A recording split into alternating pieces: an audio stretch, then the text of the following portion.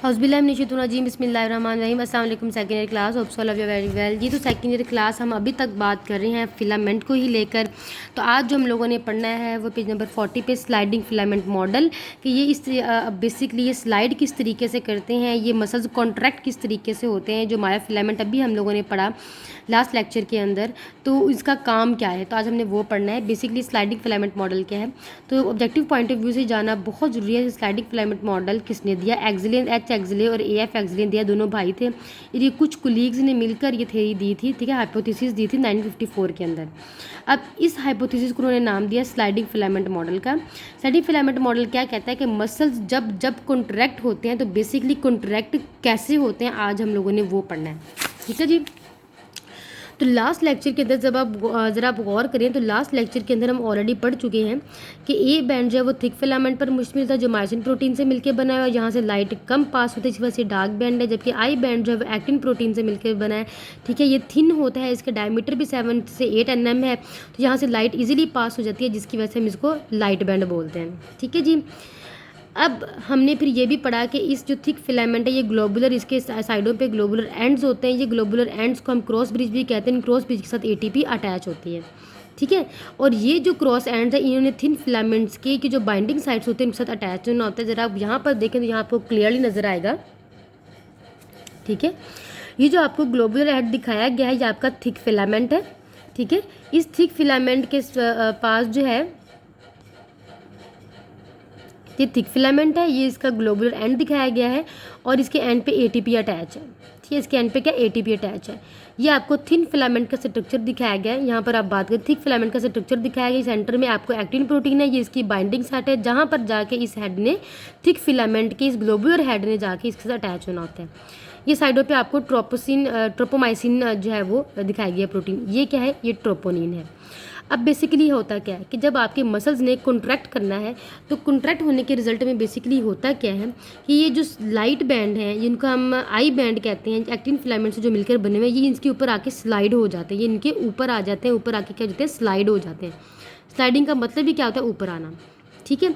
अब ये स्लाइड किस तरीके से होते हैं, बेसिकली होता क्या है कि जो ग्लोबुलर एंड्स हैं, ये जो ट्रोपोनिन आपको नज़र आ रही है, ट्रोपोनिन का एक एंड जो फ्री है, हम लोग पहले बात कर चुके हैं, बेसिकली कैल्शियम के लिए फ्री होता है। जैसे ही मसल्स से कॉन्ट्रैक्शन करवानी होती है तो बेसिकली क्या होता है, कैल्शियम आयन रिलीज होते हैं, वो कैल्शियम आयन जो इस ट्रोपोनिन मॉलिक्यूल के साथ जाके बाइंड हो जाते हैं।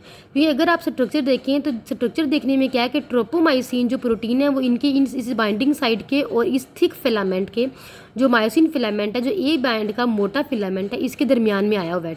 ये कौन है, ट्रोपोमाइसिन फिलामेंट, ठीक, इसके दरमियान में आया हुआ है। अब ये यहाँ से हटेगा, ये बाइंडिंग साइट फ्री होगी, तब हमारा थिक बैंड, ये जो थिक बैंड है इसका जो ग्लोबुलर एंड्स हम इसके साथ जाके अटैच होंगे। अब इस ट्रोपोमाइसिन को यहाँ से हटाने के लिए बेसिकली क्या होता है, कैल्शियम आयंस रिलीज होते हैं। वो कैल्शियम आयंस इस ट्रोपोनिन की जो फ्री एंड होता है वहाँ साथ जाके अटैच होते हैं। ट्रोपोनिन के साथ अटैच होकर ट्रोपोनिन के मॉलिक्यूल्स को यूँ मूव करवाते हैं ऊपर की तरफ। जैसे ट्रोपोनिन मॉलिक्यूल ऊपर की तरफ मूव होता है, जो इसका एक एंड हमने बताया कि ट्रोपोमाइसिन के साथ अटैच होता है, तो ट्रोपोमाइसिन एंड को ये भी ऊपर की तरफ मूव करवा देता है। जब ये ट्रोपोमाइसिन ऊपर की तरफ मूव कर जाता है तो यहाँ से जो इसकी बाइंडिंग साइट है वो बिल्कुल फ्री हो जाती है। यहाँ से जो इसकी एक्टिन मायोसिन की बाइंडिंग साइट है, जैसे एक्टिन फिलामेंट की जो बाइंडिंग साइट है वो बिल्कुल फ्री हो जाती है। और फ्री होने के रिजल्ट में क्या होता है, ये क्रॉस ब्रिज जिसको हम ग्लोबुलर एंड्स बोलते हैं मायोसिन फिलामेंट के, जो कि हमारा थिक फिलामेंट है, जो ए बैंड का फिलामेंट है, उसका ये जो एंड है जिसको हम क्रॉस ब्रिज बोलते हैं, वो इसके साथ जाके अटैच हो जाता है। अटैच होने से पहले ये जो आपको एटीपी नज़र आ रही होती है इसको हाइड्रोलाइज होना होता है, मीन्स इसको टूटना होता है, मीन्स इसको यहाँ से निकलना होता है। अब ये एटीपी जो है वो हमें प्रोवाइड कौन करता है, माइटोकॉन्ड्रिया। हमने ये पढ़ा कि इस हर सेल के अंदर माइटोकॉन्ड्रिया मौजूद है जो कि इस मसल सेल्स के लिए प्रोटीन बना रहा होता है, ठीक है। अब ये जो एटीपी है वो अभी तक इसके साथ अटैच है। अब एटीपी प्रेजेंट होने की वजह से ये क्रॉस ब्रिज जो है, ये जो ग्लोबुलर हेड्स हैं जिनको हम क्रॉस ब्रिज बोल रहे हैं, ये अभी तक इसके साथ बाइंड नहीं हो पा रहे हैं, ठीक है। एक्टिव साइट के साथ बाइंड नहीं हो पा रहे। थिन फिलामेंट की मैं बात कर रही हूँ, एक्टिन प्रोटीन की बात कर रही हूँ। तो अब हम क्या करेंगे, एटीपी की हाइड्रोलाइजेशन करवाएंगे, मींस एटीपी की ब्रेकडाउन करवाएंगे। जब एटी यहाँ से टूट जाएगा, एडीपी में कन्वर्ट हो जाएगा, फास्फोरस रिलीज हो जाएगा, ठीक है। एडीपी का मतलब एडिनोसिन डाइफॉस्फेट। जब इसको हम तोड़ेंगे तो इसमें से एक पीआई फॉस्फोरस का जो इनऑर्गेनिक फॉस्फेट है वो रिलीज हो जाएगी, पीछे हमारे पास एडीपी बचेगा जिसे हम बोलते हैं एडिनोसिन डाइफॉस्फेट, ठीक है जी। अब ये जो है एटीपी यहाँ से ख़त्म हो गया, ख़त्म होने की वजह से ये जो एंड्स है ये फ्री हो जाएंगे और क्रॉस ब्रिज जो है वो इजीली इस बाइंडिंग साइड के साथ जाके अटैच हो जाएगा। अब जहाँ पर ज़रा गौर से देखें, अब ये जो ग्लोबुलर एंड है इसकी बाइंडिंग साइड जहाँ पर मौजूद है उसके साथ अटैच हो चुके हैं, उसके साथ अटैच हो चुके हैं, यहाँ पर सॉरी यहाँ पर ऊपर की तरफ अटैच हो चुके हैं। अब ये क्या करेंगे, ये दोनों के दोनों फिलामेंट्स को, जो थिन फिलामेंट्स हैं इनको अंदर की तरफ कॉन्ट्रैक्ट करवाएंगे। अंदर की तरफ कॉन्ट्रैक्ट होने से क्या होगा कि दोनों के दोनों फिलामेंट जो वो अंदर की तरफ स्लाइड कर जाएंगे। जब ये अंदर की तरफ स्लाइड करेंगे इस तरीके से, जो आपको नज़र आ रहा है, ये बिल्कुल जो आपके मायोसिन फिलामेंट हैं, जो आपके थिक फिलामेंट हैं, उनके ऊपर आ चुके हैं आपके थिन फिलामेंट। जैसे ही ये ग्लोबुलर एंड्स इनकी एक्टिव साइड के साथ बाइंड होंगे, ये इन दोनों को अंदर की तरफ मूव करवाएंगे, ये फुली जो है इस थिक फिलामेंट के ऊपर स्लाइड हो जाएंगे। अब थिक फिलामेंट के ऊपर स्लाइड होने की वजह से अब लाइट बिल्कुल पास नहीं हो रही, जिसकी वजह से जो हमारा एच जोन है, जो हमारा थोड़ा बहुत ब्राइट एंड था इस ए बैंड के अंदर, वो बिल्कुल ख़त्म हो जाएगा। अब एच जोन हमारा बिल्कुल ख़त्म हो गया। एच जोन के ख़त्म होने से क्या होगा, ठीक है, लाइट पास नहीं हो रही, एच जोन बिल्कुल ख़त्म है। अब ये फिलामेंट जो बिल्कुल एक दूसरे के ऊपर आ चुके हैं। अब ये जी लाइन जो यहाँ पर थी अब और मज़ीद करीब होकर यहाँ पर आ जाएगी, जैसे आपको यहाँ पर दिखाई दी है।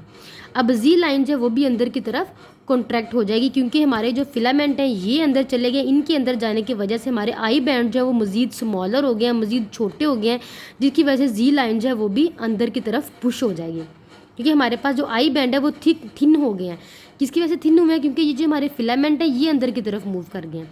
जब ये अंदर की तरफ मूव करेंगे तो ये जो आई बैंड का एरिया ये कम रह जाएगा और जी लाइन जो है वो मज़ीद करीब आ जाएगी। हम कहते हैं कि मसल जो है वो कॉन्ट्रैक्ट हो चुके हैं, मसल्स जो है वो कॉन्ट्रैक्ट हो चुके हैं। अब मसल्स कॉन्ट्रैक्ट हो चुके हैं, मसल्स अब इन्होंने रिलैक्सेशन होगी।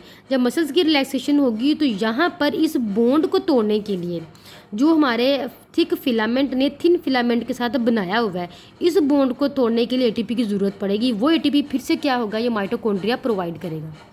वो एटीपी फिर से माइटोकॉन्ड्रिया जो हमारे मसल सेल्स के अंदर मौजूद है, वो माइटोकॉन्ड्रिया फिर से क्या करेगा, एटीपी प्रोवाइड करेगा।